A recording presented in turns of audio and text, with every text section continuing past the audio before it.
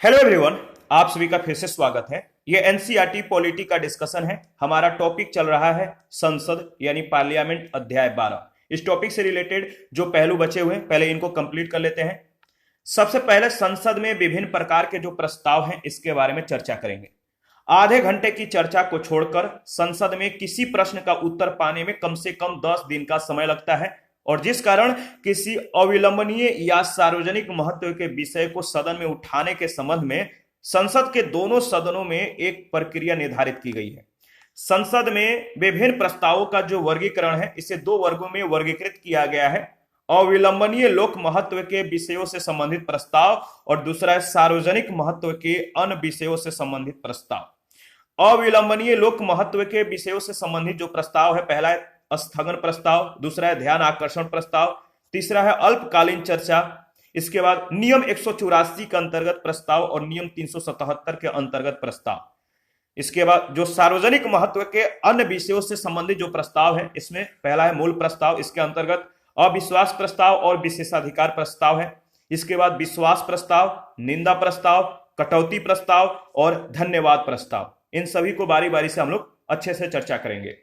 सबसे पहले अविलंबनीय लोक महत्व के विषयों से संबंधित जो प्रस्ताव है इसके बारे में चर्चा करेंगे। तो अविलंबनीय लोक महत्व के मुद्दों को सदन में उठाने के लिए संसद में निम्नलिखित प्रस्ताव प्रस्तुत किए जाते हैं। पहला है स्थगन प्रस्ताव, एडजॉर्नमेंट मोशन।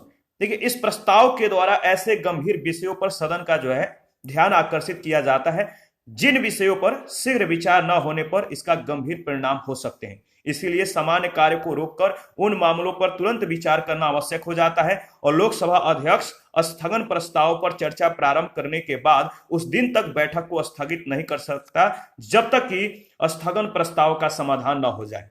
जब स्थगन प्रस्ताव स्वीकृत हो जाता है तो सदन की जो बैठक है स्वतः ही स्थगित हो जाती है। स्थगन प्रस्ताव की जो स्वीकृति है इसके लिए न्यूनतम 50 सदस्यों की सहमति आवश्यक होता है।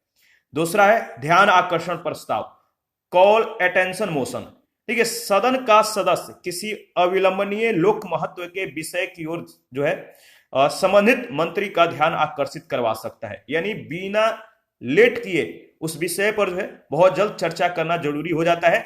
तो अविलंबनीय लोक महत्व के विषय की ओर संबंधित मंत्री का ध्यान आकर्षित जो है करवा सकता है, परंतु इसके लिए सदन की पूर्व अनुमति आवश्यक होता है। संबंधित मंत्री उस विषय पर उसी दिन सदन में जो है वक्तव्य दे सकता है या बाद में वक्तव्य देने का समय मांग सकता है।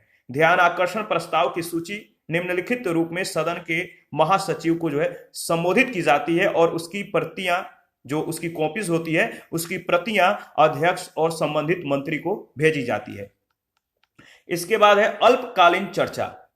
देखिए, इसके अंतर्गत अगर बात करें तो अल्पकालीन चर्चा जो है इसके द्वारा सदन के सदस्य लोक महत्व के ऐसे मामलों की ओर सरकार का ध्यान आकर्षित करते हैं जिन्हें टाला नहीं जा सकता है और अल्पकालीन चर्चाओं के लिए सप्ताह में 2 बैठकें निर्धारित कर सकता है। इस संबंध में सामान्यतः कार्य मंत्रणा समिति चर्चा के लिए जो है विषय का चयन करती है और समय निर्धारित करती है। यह चर्चा मंगलवार और बृहस्पतिवार को होती है, याद रखिएगा। इसके बाद है नियम 184 के अंतर्गत प्रस्ताव।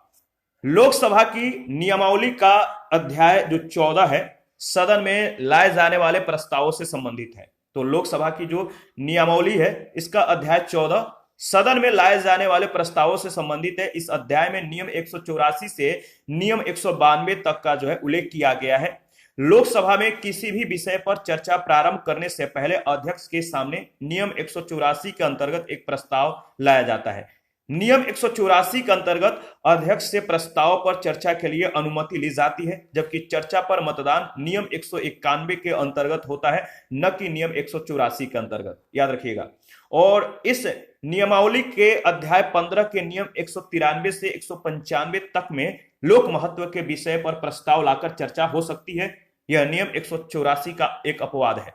इसमें सदन के समक्ष कोई प्रस्ताव नहीं होता है, केवल चर्चा की जो है अनुमति होती है। किसी प्रस्ताव को सदन में लाने के लिए क्या नियम है, यह व्यवस्था नियम 146 में दी गई है।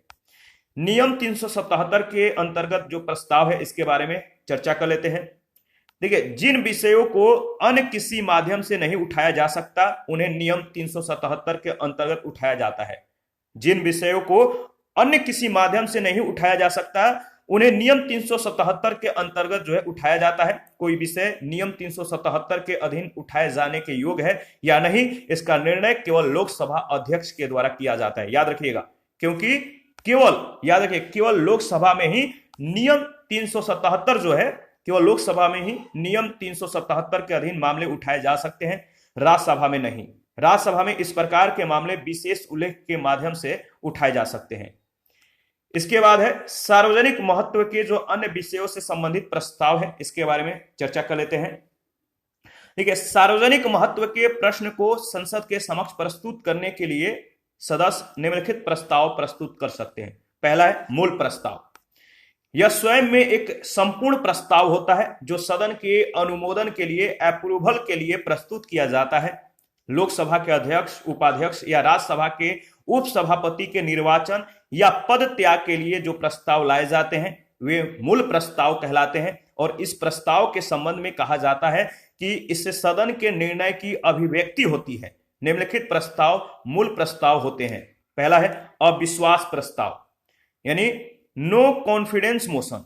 लोकसभा की प्रक्रिया और कार्य संचालन से संबंधित नियमों में इसका प्रावधान किया गया है और इसे केवल लोकसभा में ही रखा जाता है। यह प्रस्ताव विपक्ष के द्वारा सरकार में अविश्वास व्यक्त करने के लिए लाया जाता है।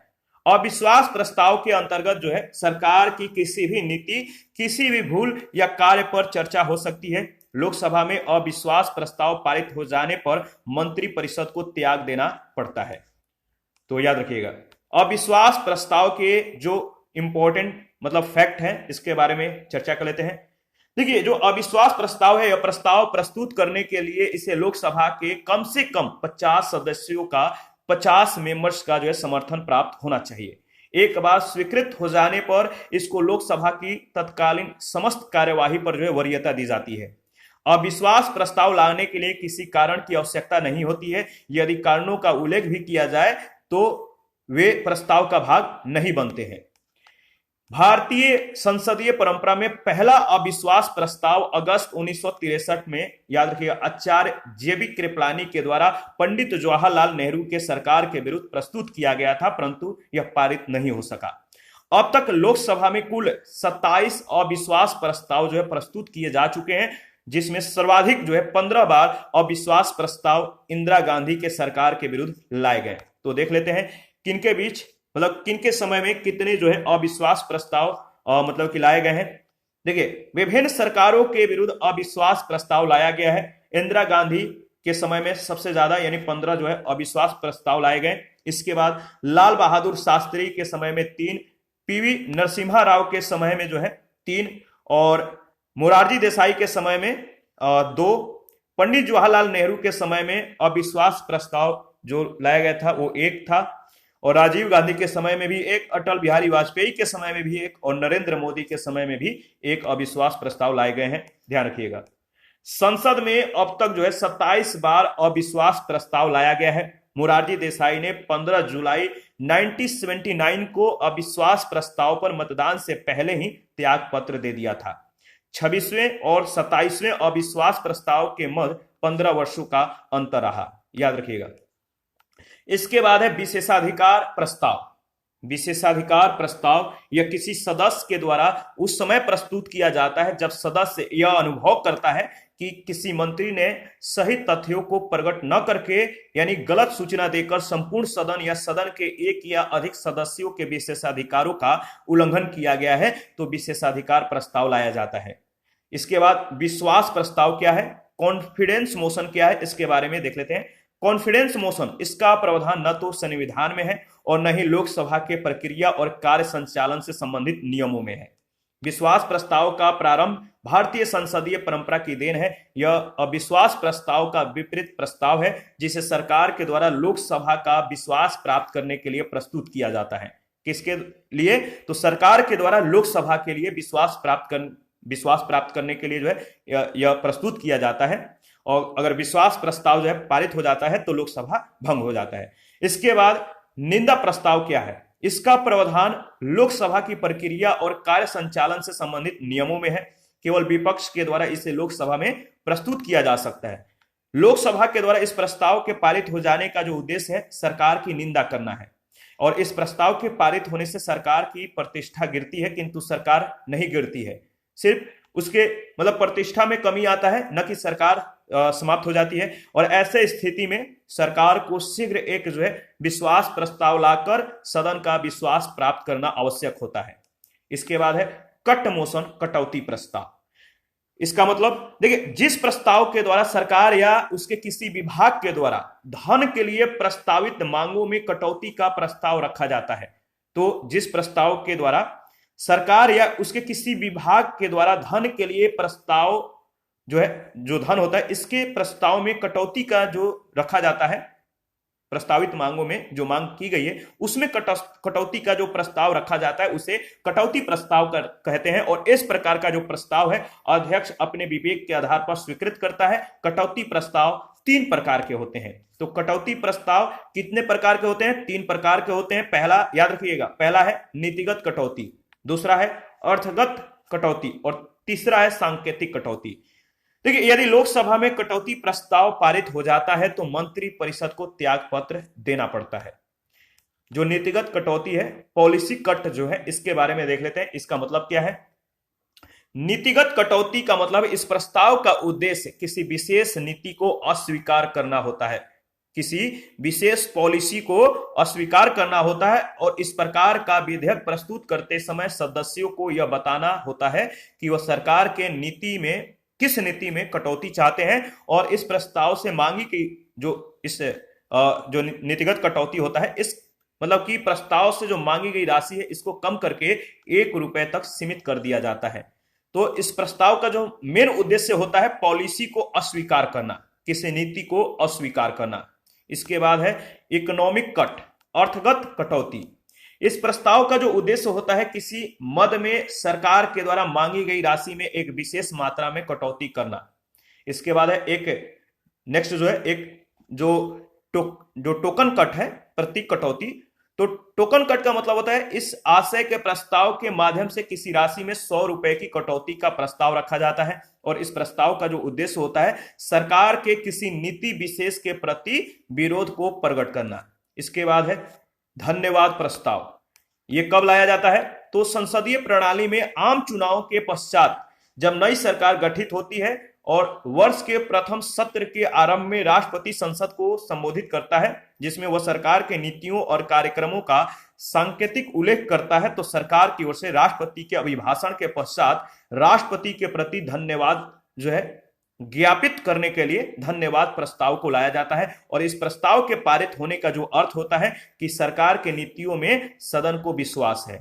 तो सरकार के जो नीति है इसमें सदन को विश्वास है, इसलिए इसको जो है मतलब कि धन्यवाद जो प्रस्ताव है लाया जाता है। देखिए, संकल्प क्या है इसके बारे में चर्चा कर लेते हैं। संकल्प वस्तुतः महत्वपूर्ण प्रस्ताव ही होते हैं। प्रस्ताव एक व्यापक वर्ग है जिसका उपवर्ग संकल्प है। प्रस्ताव महत्वपूर्ण भी हो सकता है और पूरक भी, जबकि संकल्प हमेशा महत्वपूर्ण प्रस्ताव के रूप में होता है। प्रत्येक प्रस्ताव पर मत विभाजन कराया जाना आवश्यक नहीं होता है, जबकि प्रत्येक संकल्प पर अनिवार्यतः मत विभाजन कराया ही जाता है। इन्हें सप्ताह के पहले 4 दिनों यानी सोमवार से गुरुवार तक किसी भी दिन जो है प्रस्तुत किया जा सकता है, और गैर सरकारी या निजी सदस्यों के संकल्पों के लिए शुक्रवार का जो दिन है वो आरक्षित रखा जाता है। सामान्यतः गैर सरकारी संकल्प दोपहर के बाद की बैठक में अंतिम 2.5 घंटे के दौरान चर्चा के लिए रखे जाते हैं, याद रखिएगा। इसके बाद संसदीय जो समितियां हैं इसके बारे में चर्चा करेंगे। संसद के कार्य संचालन में सहायता के लिए अनेक संसदीय समितियों की व्यवस्था की गई है। संसदीय समितियां एक छोटे सदन के रूप में कार्य करती है, क्योंकि इसमें लगभग सभी दलों के संसद सदस्यों को जो है स्थान प्राप्त होता है। संसदीय समितियों के द्वारा संसद को विशेषज्ञता भी प्राप्त होती है, क्योंकि इन समितियों में संबंधित विषय के विशेषज्ञों को शामिल किया जाता है और इन समितियों की बैठकें गोपनीय होती है। संसदीय समितियों को निम्नलिखित रूपों में वर्गीकृत किया जा सकता है। भारत में समिति प्रणाली के आधार पर यानी मॉन्टेग्यू चेम्सफोर्ड सुधार के आधार पर, याद रखिएगा, भारत में जो समिति प्रणाली है मॉन्टेग्यू चेम्सफोर्ड सुधारों के आधार पर 1921 से जो है प्रारंभ हुई थी, परंतु उस समय की जो समितियां हैं ब्रिटिश सरकार के अधीन कार्य करती थी। स्वतंत्रता प्राप्ति के बाद समितियों की वर्तमान व्यवस्था अधिक व्यापक एवं महत्वपूर्ण हो गई है। समिति व्यवस्था के जो लाभ हैं, दो लाभ के बारे में चर्चा करेंगे। पहली, समिति व्यवस्था का जो पहला लाभ है कि सभी विषयों पर संसद के प्रतिनिधि चर्चा का अवसर निकाल पाते हैं। दूसरा लाभ यह है कि सदन के निष्क्रिय सदस्य भी विचार विमर्श के प्रक्रिया का जो है हिस्सा बन पाते हैं। संसदीय जो समितियां हैं इसको दो वर्गों में वर्गीकृत कर सकते हैं। पहला है अस्थाई, पहला जो है अस्थाई समितियां, और इसमें वित्तीय समितियां आता है जिसमें प्राक्कलन समिति, लोक लेखा समिति और लोक उपक्रम समिति। इसके बाद विभागीय समितियां, वर्तमान में कुल 24 विभागीय समितियां हैं। इसके बाद जांच समितियां, इसमें दो आते हैं, विशेषाधिकार और याचिका समिति। इसके बाद है सदन की समितियां। देखिए इसमें आता है नियम समिति, संसद में अनुपस्थित रहने वाले सदस्यों से संबंधित समिति, कार्य मंत्रणा समिति और गैर सरकारी सदस्यों के विधेयक तथा संकल्पों से संबंधित समिति। इसके बाद है अन्वेषण समितियां, और इसके अंतर्गत आता है सरकारी आश्वासन समिति, अनुसूचित जातियों तथा अनुसूचित जनजातियों से संबंधित समिति, अधीनस्थ विधान पर प्रायोजित विधान संबंधी समिति और पत्र संबंधी समिति। इसके बाद आता है सेवा समितियां, यानी सेवा समितियों में आवास समिति, वेतन भत्ता से संबंधित समिति, ग्रंथालय समिति और सामान्य प्रयोजन समिति। इसके बाद तदर्थ या अस्थायी जो समितियां हैं, जो दूसरा इसका वर्ग है वह है तदर्थ या अस्थायी समितियां। इसमें आता है प्रवर या संयुक्त प्रवर समिति, और दूसरा किसी विशिष्ट मामलों की जांच से संबंधित समिति। इन सभी को बारी बारी से डिस्कस करेंगे। देखिए अस्थायी समितियां, स्टैंडिंग कमिटी जो है, इन समितियों को प्रत्येक वर्ष या समय समय पर लोकसभा अध्यक्ष या राज्यसभा के सभापति के द्वारा गठित किया जाता है। लोकसभा एवं राज्यसभा को मिलाकर 45 अस्थायी समितियां हैं, जिसमें 24 दोनों सदनों की संयुक्त समितियां हैं तथा 9 राज्यसभा की और 12 लोकसभा की अस्थायी समितियां हैं। इसके बाद है एड हॉक कमिटीज, तदर्थ समितियां। इन समितियों को अस्थायी समितियां भी कहा जाता है। ये दो प्रकार की होती हैं, प्रवर या संयुक्त प्रवर समिति तथा जांच समिति। जांच समितियों का गठन समय समय पर प्रमुख मुद्दों, घोटालों आदि के जांच करने के लिए किया जाता है। जैसे में याद रखिएगा स्टॉक मार्केट घोटाला तथा बोफोर्स मुद्दे के जांच के लिए अस्थायी समितियों का गठन किया गया था। प्रवर समिति अथवा संयुक्त प्रवर समिति का गठन किसी विधेयक पर विचार विमर्श करने के लिए, अपने सुझाव देने के लिए किया जाता है। इसके बाद वित्तीय समितियां हैं। वित्तीय समिति यानी फाइनेंस जो कमिटीज है, इसमें पहला है लोक लेखा समिति, पब्लिक अकाउंट कमिटी। याद रखिएगा बहुत इंपॉर्टेंट है, यहां से कई बार प्रश्न पूछे गए हैं। तो जो लोक लेखा समिति है सबसे पुरानी वित्तीय समिति है। यह समिति वर्ष 1921 से जो है कार्य कर रही है। जब पहली बार भारत में विधानसभा का गठन हुआ था, लोक लेखा समिति में कुल 22 सदस्य होते हैं, जिसमें 15 सदस्य लोकसभा से और 7 सदस्य राज्यसभा से लिए जाते हैं। यह समिति लोकसभा के समिति कहलाती है। लोक लेखा समिति के सदस्यों का चुनाव दोनों सदनों के द्वारा, याद रखिएगा, दोनों सदनों के द्वारा जो है एकल संक्रमणीय मत पद्धति के द्वारा अनुपातिक रूप से किया जाता है। इसमें सामान्यतः सभी दलों के प्रतिनिधि होते हैं, परंतु कोई मंत्री लोक लेखा समिति का सदस्य नहीं हो सकता।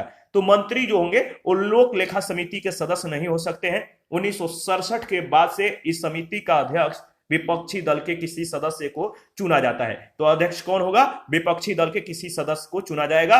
समिति के अध्यक्ष का चुनाव लोकसभा अध्यक्ष के द्वारा किया जाता है।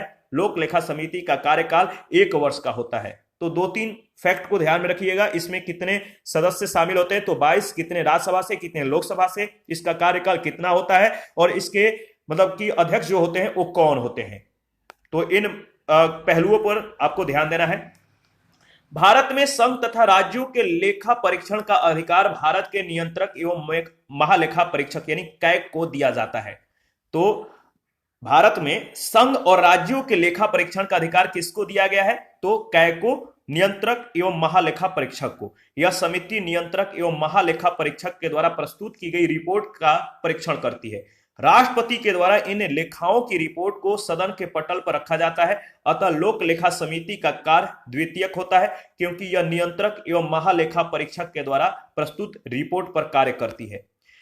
देखिए, लोक लेखा समिति के जो कार्य हैं, पहला है लोक लेखा समिति नियंत्रक एवं महालेखा परीक्षक के रिपोर्ट की जांच करती है और उस पर अंतिम रिपोर्ट तैयार करके संसद के पटल पर रखती है। दूसरा, क्या धन उसी मद में व्यय हुआ है जिसके लिए दिया गया था, इसके लिए भी ये जांच करती है।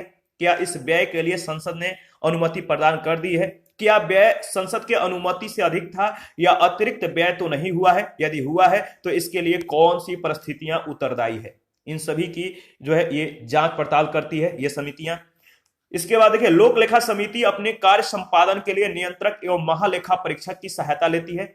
लोक लेखा समिति वित्तीय क्षेत्र में सबसे पुरानी समिति मानी जाती है। लोक लेखा समिति सहित अन्य समितियां भी सरकार के नीति विषयक मुद्दों की जो है आलोचना नहीं करती है। इसके बाद है प्राक्कलन समिति, एस्टीमेट कमिटी। एस्टीमेट जो कमिटी है यह संसद की अस्थायी समितियों में सबसे बड़ी समिति है।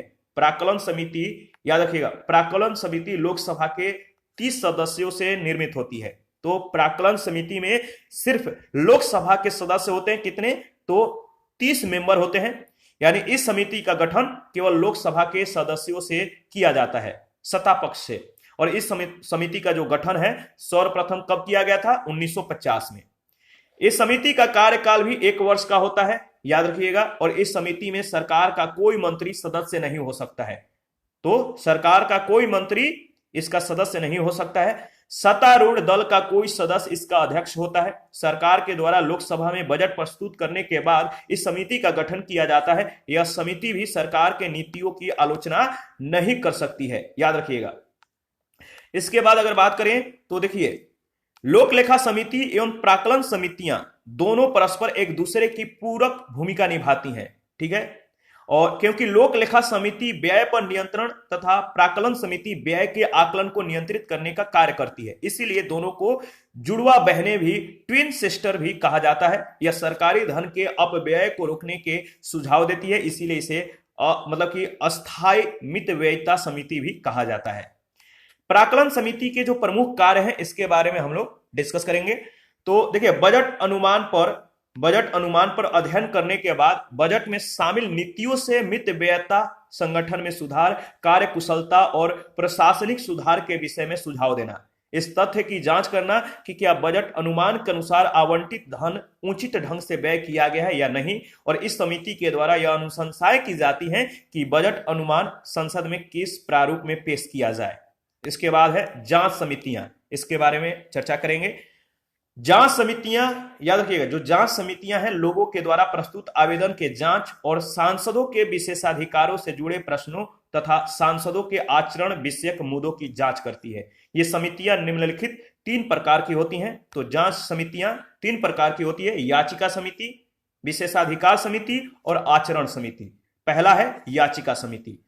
तो प्रत्येक सदन की एक याचिका समिति होती है। इस समिति में लोकसभा के 15 और राज्यसभा के 10 सदस्य होते हैं, याद रखिएगा। याचिका समिति ऐसी प्रत्येक याचिका की जांच करती है जो सदन में पेश किए जाने के बाद समिति को निर्दिष्ट हो जाती है। यह समिति आम जनता की शिकायतों को दूर करने के मामलों में महत्वपूर्ण जो है भूमिका निभाती है और इस प्रकार यह समिति ओम्बुड्समैन या सार्वजनिक शिकायत समिति का रूप लेने में सक्षम है। दूसरा है विशेषाधिकार समिति। यह समिति सामान्यतः दोनों सदनों में उनके पीठासीन अधिकारियों के द्वारा प्रत्येक वर्ष गठित की जाती है। इसमें लोकसभा के 15 और राज्यसभा के 10 सदस्य होते हैं। यह समिति संसद और उसके सदस्यों की शक्तियों और उनकी प्रतिष्ठा की रक्षा करने में ये महत्वपूर्ण भूमिका निभाती है। इसके बाद है आचरण समिति, एथिक्स कमिटी। इस समिति का कार्य संसद के सदस्यों में अनुशासन और मर्यादा बनाए रखना है। इसका कार्य संसद सदस्यों पर जो है आचरण संहिता यानी कोड ऑफ कंडक्ट लागू करवाना तथा संसद में दुर्व्यवहार संबंधी मामलों की जांच और दोषी पाए जाने पर उचित कार्यवाही का सुझाव देना है। लोकसभा की आचरण समिति में 20 और राज्यसभा के आचरण समिति में 10 सदस्य होते हैं। इसके बाद नियंत्रण संबंधी समितियां। नियंत्रण, देखिए, पहला है सरकारी आश्वासन समिति। इस समिति का कार्य सदन में विभागों के द्वारा दिए गए आश्वासनों की जांच करना है और दिए गए आश्वासन पूरे किए गए हैं या नहीं, इसकी जांच करेगा। दूसरा है प्रदत्त विधायन समिति। यह समिति जांच करती है कि क्या प्रशासनिक अधिकारियों के द्वारा विधि का निर्माण सदन के निर्देश के अनुरूप किया गया है या नहीं। तीसरा है महिला सशक्तिकरण समिति। यह समिति सरकार के द्वारा महिला सशक्तिकरण के दिशा में किए जा रहे प्रयासों की जांच करती है तथा राष्ट्रीय महिला आयोग की रिपोर्ट पर अंतिम टिप्पणी करती है। और इस समिति में कुल 30 सदस्य होते हैं, 20 लोकसभा से और 10 राज्यसभा से। इसके बाद प्रतिदिन के कार्यों से संबंधित जो समितियां हैं इसके बारे में डिस्कस कर लेते हैं। तो पहला है कार्य मंत्रणा समिति। प्रत्येक सदन में एक कार्य मंत्रणा समिति होती है। लोकसभा में अध्यक्ष सहित इस समिति के 15 सदस्य होते हैं। लोकसभा का अध्यक्ष ही इस समिति का पदेन सभापति होता है। राज्यसभा में उपसभापति सहित इसके 11 सदस्य होते हैं। राज्यसभा का सभापति इस समिति का पदेन सभापति होता है। और इस समिति का कार्य जो है सरकार के विधायी और अन्य कार्यों के लिए सदन में समय का आवंटन किस प्रकार किया जाए इसका निर्धारण करना है। यह समिति तब तक कार्य करती है जब तक इसका पुनर्गठन न हो। इसके बाद गिलोटिन क्या है इसके बारे में चर्चा कर लेते हैं। गिलोटिन संसद की कार्य मंत्रणा समिति बजट सहित सभी अनुदान मांगों को स्वीकृत करने के लिए समय सीमा को निर्धारित करती है और अंतिम दिन, याद रखिएगा, अंतिम दिन जिन मांगों पर चर्चा नहीं हुई हो उन्हें भी मतदान के लिए रख दिया जाता है। वह प्रक्रिया जिसमें अधिकांश मांगे बिना चर्चा के पारित हो जाती है, इसे कहते हैं गिलोटिन। तो गिलोटिन क्या है, मतलब बिना चर्चा किए, मतलब उन सभी मांगों पर मतलब चर्चा होना चाहिए था लेकिन नहीं हो पाया समय का अभाव से या किसी कारण से, और उनको जो है मतलब कि पारित कर दिया जाता है, तो वही गिलोटिन कहलाती है, याद रखिएगा। आगे बढ़ते हैं। इसके बाद देखिए, इसके बाद है दूसरा है नियम समिति। लोकसभा में अध्यक्ष सहित नियम समिति में 15 सदस्य होते हैं। लोकसभा का अध्यक्ष समिति का पदेन सभापति होता है। राज्यसभा में सभापति और उपसभापति सहित इस समिति में 16 सदस्य होते हैं। राज्यसभा का सभापति इस समिति का पदेन सभापति होता है। नियम समिति का मूल कार्य सदन में नियमों का निर्माण करना है जिससे सदन का संचालन प्रभावी रूप से किया जा सके। देखिए, इसीलिए नियम समिति की अनुशंसा के आधार पर ही विभागीय समितियों की स्थापना की गई है। इसके बाद है रख रखाव से संबंधित समितियां। पहला है सामान्य उद्देश्य समिति। रख रखाव संबंधी जो समितियां हैं इसमें पहला आता है सामान्य उद्देश्य समिति। यह दोनों सदनों में गठित की जाती है। लोकसभा की सामान्य उद्देश्य समिति का कोई निश्चित कार्यकाल नहीं है। यह लोकसभा के विघटन तक जो है कार्य करती रहती है और इसके सदस्यों में निम्नलिखित शामिल होते हैं: लोकसभा अध्यक्ष, उपाध्यक्ष, लोकसभा के सभापति, पैनल के सदस्य, सभी संसदीय समितियों के सभापति और मान्यता प्राप्त विपक्षी दलों के नेता जो विपक्षी दल के होते हैं, और वे सदस्य जो स्पीकर के द्वारा मनोनीत होते हैं, ये सभी इसमें शामिल होते हैं। ऐसे विषय जो किसी समिति के अंतर्गत न आता हो उसे सामान्य उद्देश्य समिति को सौंपे जाते हैं। लोकसभा का अध्यक्ष इसके पदेन सभापति होता है। राज्यसभा में भी जो राज्यसभा है इसमें भी इसकी जो संरचना है लोकसभा के समान होती है, परंतु इसका कार्यकाल इसके पुनर्गठन तक होता है। इसके बाद है आवास समिति, हाउस कमिटी। संसद के प्रत्येक सदन की एक आवास समिति होती है, हाउस कमिटी होती है, जो संसद सदस्यों को आवास, खान पान और चिकित्सा सुविधाएं उपलब्ध कराने का कार्य करती है। इसके बाद है पुस्तकालय समिति, लाइब्रेरी कमिटी। यह समिति संसद के दोनों सदनों की संयुक्त समिति है, ज्वाइंट कमिटी है, और इसमें लोकसभा के अध्यक्ष के द्वारा मनोनीत 6 सदस्य, उपाध्यक्ष सहित तथा राज्यसभा के 3 सदस्य होते हैं। सभापति के द्वारा मनोनीत यह समिति प्रत्येक वर्ष गठित की जाती है, जिसका मुख्य कार्य पुस्तकों के चयन और नियम बनाने तथा इसकी भावी योजनाओं से संबंधित विषय में अध्यक्ष को परामर्श देना है। इसके बाद है संसद के सदस्यों के वेतन एवं भत्तों से संबंधित संयुक्त समिति। संसद के सदस्यों के वेतन और भत्ते अधिनियम 1954 के अधीन नियम बनाने के लिए यह संयुक्त समिति गठित की गई है, जिसमें लोकसभा के 10 और राज्यसभा के 5 सदस्य शामिल होते हैं। इस समिति का मुख्य कार्य संसद के दोनों सदनों के सदस्यों के लिए चिकित्सा, आवास, टेलीफोन और डाक सुविधाओं तथा उनके दैनिक और यात्रा भत्तों के भुगतान के संबंध में नियम बनाना है। इसके बाद देखिए कल्याण से संबंधी कुछ समितियां हैं, इसके बारे में भी चर्चा कर लेते हैं। पहला है अनुसूचित जाति एवं जनजातीय संबंधी समितियां। तो अनुसूचित जाति एवं जनजाति से संबंधित समितियां जो है, यह समिति अनुसूचित जाति एवं जनजाति आयोग के प्रतिवेदनों की यानी रिपोर्ट की जांच करके आवश्यक जो है सुझाव देती है। इस समिति में कुल 30 सदस्य होते हैं, जिनमें 20 लोकसभा से और 10 राज्यसभा से। इस समिति में किसी मंत्री को सदस्य नहीं बनाया जाता है। इस समिति का कार्य यह देखना है कि सरकारी सेवाओं में अनुसूचित जातियों एवं जनजातियों को उचित प्रतिनिधित्व मिल रहा है या नहीं। इसके अतिरिक्त यह समिति अनुसूचित जातियों एवं जनजातियों से संबंधित कार्यक्रमों और योजनाओं पर जो कह सकते हैं, इन योजनाओं पर और इनसे संबंधित जो कार्यक्रम है इन पर भी ये निगरानी रखती है। इसके बाद है महिलाओं के सशक्तिकरण से संबंधित समिति। 1997 में नियम समिति की अनुशंसा पर महिलाओं के कल्याण के लिए एक 30 सदस्यीय संसदीय समिति का गठन किया गया था, जिसमें 20 लोकसभा के सदस्य अध्यक्ष के द्वारा और 10 सदस्य राज्यसभा के सभापति के द्वारा मनोनीत किए जाते हैं। तो 20 लोकसभा से और 10 राज्यसभा से। इस समिति के द्वारा राष्ट्रीय महिला आयोग की रिपोर्ट की जांच की जाती है और महिलाओं की समानता तथा उत्थान के लिए तथा महिलाओं का प्रतिनिधित्व बढ़ाने के लिए सुझाव दिए जाते हैं। राष्ट्रीय जनप्रतिनिधि सम्मेलन 2018, ठीक है, 10 से 11 मार्च 2018 के मध्य राष्ट्रीय जनप्रतिनिधि सम्मेलन 2018 नई दिल्ली में आयोजित किया गया और इस 2 दिवसीय सम्मेलन का जो थीम था विकास संकल्पित हम। इस सम्मेलन का उद्देश्य एक ऐसा मंच प्रदान करना है जहां संसद सदस्य और विधायक अपने अनुभवों को साझा कर सके, शेयर कर सकें। इसके बाद है वैश्विक लोकतंत्र सूचकांक 2020। याद रखिएगा, इसमें भारत का जो स्थान है, कौन सा स्थान, मतलब कि वैश्विक लोकतंत्र सूचकांक में दिया गया है, तो ब्रिटेन के द्वारा द इकोनॉमिस्ट ग्रुप के द्वारा, ब्रिटेन में जो एक ग्रुप है द इकोनॉमिस्ट ग्रुप, इसके द्वारा वैश्विक लोकतंत्र सूचकांक 2020 जारी किया गया। 165 स्वतंत्र देशों के इस सूचकांक में नॉर्वे शीर्ष स्थान पर रहा, आइसलैंड और स्वीडन दूसरे तीसरे स्थान पर रहे, जबकि इस सूचकांक में भारत 53 यानी 53वें स्थान पर है। यह त्रुटिपूर्ण लोकतंत्र के श्रेणी में आता है। तो भारत का जो पोजीशन है आप इसको ध्यान में रखेंगे। इसके बाद विभागीय जो समितियां हैं इसके बारे में चर्चा कर लेते हैं। विभागीय समितियों का मूल कार्य संसद के द्वारा कार्यपालिका पर प्रभावी वित्तीय नियंत्रण स्थापित करना है, क्योंकि विभिन्न विभागीय समितियां मंत्रालयों के अनुदान की मांग पर गहन चर्चा करती है। बजट पर गंभीर चर्चा से पहले संसद के द्वारा बजट से संबंधित प्रस्तावों की जांच का कार्य विभागीय समितियों को सौंपा जाता है। लोकसभा की नियम समिति ने 1989 में 3 विभागीय समितियों की स्थापना का प्रावधान किया, जो बाद में बढ़कर 17 विभागीय समितियों के रूप में यह परिवर्तित हो गई। 1993 में विभागीय समितियों का पुनर्गठन किया गया था, जिनकी संख्या वर्तमान में 24 है। इनमें से 16 समितियां लोकसभा अध्यक्ष के निर्देशन में और 8 समितियां राज्यसभा के सभापति के निर्देशन में कार्य करती हैं। प्रत्येक विभागीय समितियों का जो कार्यकाल है, प्रत्येक विभागीय समितियों का जो कार्यकाल है 1 वर्ष का होता है। प्रत्येक विभागीय समिति में 31 सदस्य होते हैं, जिनमें लोकसभा से 21 और राज्यसभा से 10 सदस्य लिए जाते हैं। विभागीय समिति के जो कार्य हैं इसके बारे में चर्चा कर लेते हैं।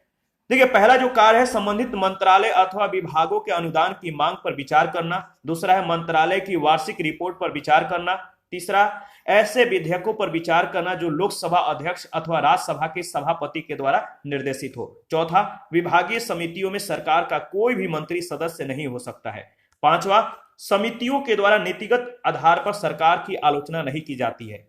इसके बाद है रायसीना डायलॉग 2021, बहुत ज्यादा इंपॉर्टेंट है, यहां से कई बार प्रश्न पूछे गए हैं। 13 से 16 अप्रैल 2021 के मध्य रायसीना डायलॉग के 6ठे संस्करण का आयोजन 2021 में जो है आभासी रूप में यानी वर्चुअल रूप में किया गया और इस सम्मेलन का जो मुख्य विषय था, थीम जो था वो देखिए, viral world outbreaks outliners and out of control. तो या outliers and out of control, तो थीम याद रखिएगा, viral world outbreaks outliers and out of control. Raisina dialogue Bharat का एक जो है प्रमुख भू राजनैतिक एवं भू आर्थिक संवाद कार्यक्रम है। रायसीना संवाद का जो मुख्य उद्देश्य है एशियाई एकीकरण एवं शेष विश्व के साथ एशिया के बेहतर समन्वय की संभावनाओं तथा अवसरों की तलाश करना है।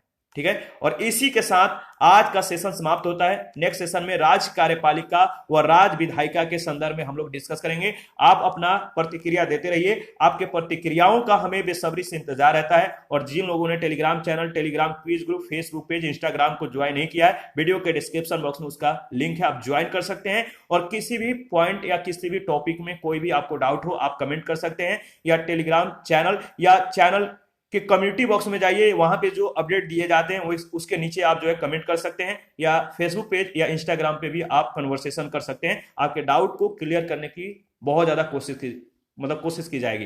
तो आप जो है अपना प्रतिक्रिया देते रहिए। थैंक यू, मिलते हैं नेक्स्ट सेशन में, अभी के लिए इतना ही।